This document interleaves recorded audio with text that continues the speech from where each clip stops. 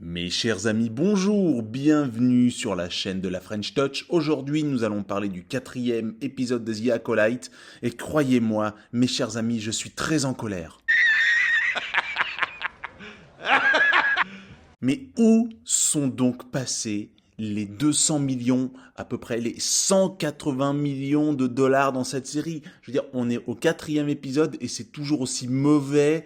La production design est absolument à chier. Le scénario est dégueulasse. Et puis surtout, mes chers amis, je suis très énervé parce qu'il y a eu le retcon du maître Jedi qui a dit Mundi, quoi. Qu'est-ce qui se passe? Mais qui a écrit cette merde?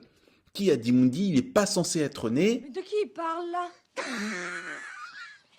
Alors en plus ils ont changé dans le Star Wars Wikipédia, ils ont retcon aussi, ils ont changé sa bio. Je veux dire, mais ils font n'importe quoi chez Lucasfilm. Qui a dit Mundi d'abord? Effectivement, comme je vous le disais, il n'est pas censé être en vie. En plus, il fait une sorte de petite conspiration petit Jediesque contre le Conseil des Maîtres Jedi. Alors évidemment, ce Conseil de Maîtres Jedi, il se rend, mais c'est des débiles mentaux.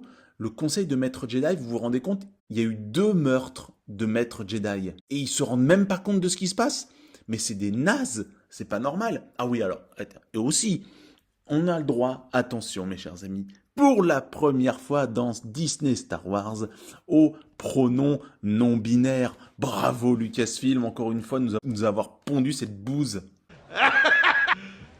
You serious? Et en plus de ça, on s'ennuie dans les épisodes. C'est des allers-retours incessants entre juste 2 planètes, Koffar et Coruscant.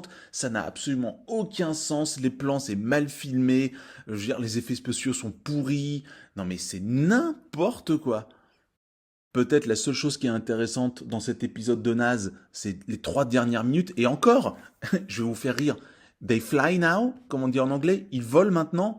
Vous vous rappelez ce que Finn il dit quand il y a les Stormtroopers qui les attaquent dans le dernier épisode? Non mais c'est exactement pareil avec cet ersatz de Sith Lord qui vole jusqu'à Osha. Non mais c'est n'importe quoi. Et je veux dire, personne ne s'en rend compte. Mais c'est débile. Les actions des personnages n'ont absolument aucun sens. Ah bah si, attendez, pour une fois, on voit un sabre laser qui est sorti et voilà, ils savent s'en servir. Écoutez, on est rassuré, hein, voilà, on a quand même toujours affaire à des Jedi, mais bon, au cas où on ne savait pas, on le sait maintenant. Je pense sincèrement que c'est la série Star Wars la plus cringe, la plus dégueulasse que j'ai jamais vue, mais comment c'est possible que ça ait passé la pré-production et la prod, quoi? C'est pas normal d'avoir un show à 200 millions de dollars qui est aussi nul.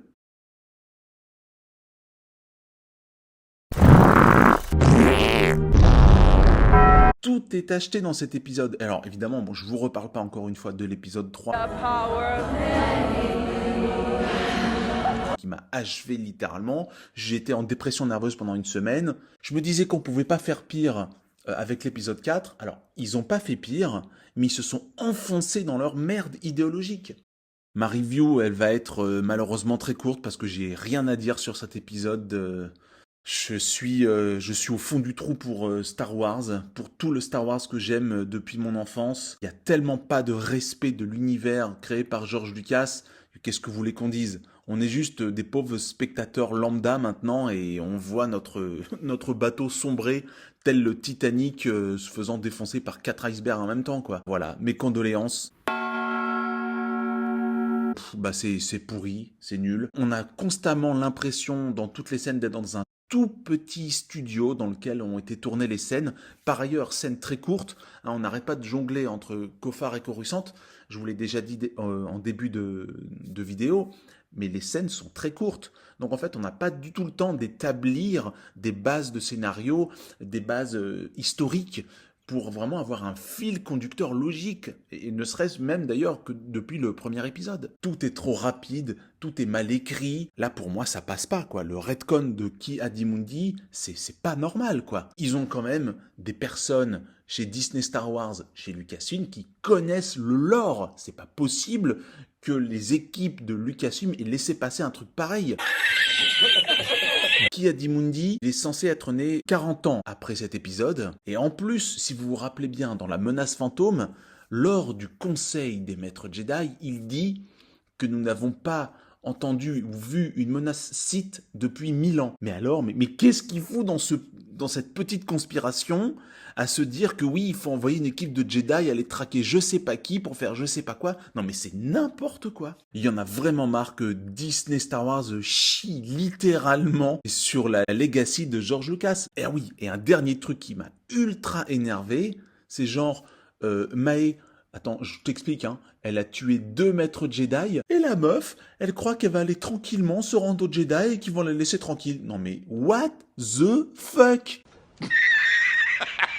Non mais vraiment, rien n'a de sens. Tout est cousu de fil blanc, c'est n'importe quoi. Vraiment, Leslie Eland, merci encore une fois à toi de nous avoir pondu cette daube. J'ai rien d'autre à dire sur cet épisode dégueulasse qui me révolte. Vous n'avez absolument rien à foutre de tout le lore qui a été créé durant ces 40 dernières années, que les fans, vous en avez absolument rien à foutre et vous leur vomissez à la gueule. Merci Lucasfilm, va te faire foutre. Voilà, c'est tout pour aujourd'hui. N'oubliez pas de vous abonner à la chaîne, de partager, de liker, de commenter. À très bientôt mes chers amis. Et merci. Ciao.